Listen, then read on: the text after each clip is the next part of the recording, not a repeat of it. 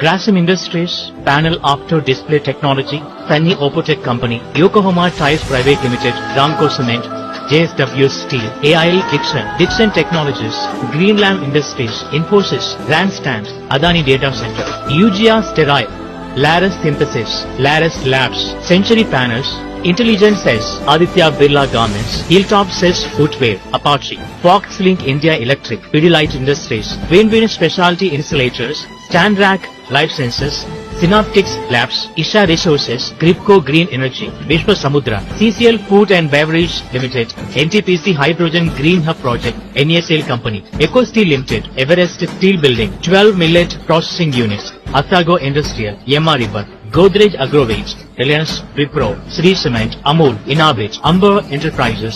ఈ కంపెనీల ద్వారా అధిక పెట్టుబడులు, అనేక ఉద్యోగావకాశాలు రాష్ట్రానికి రావడం జరిగింది.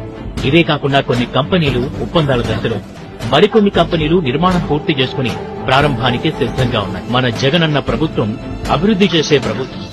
మాటలు తక్కువ, చేతలెక్కువ.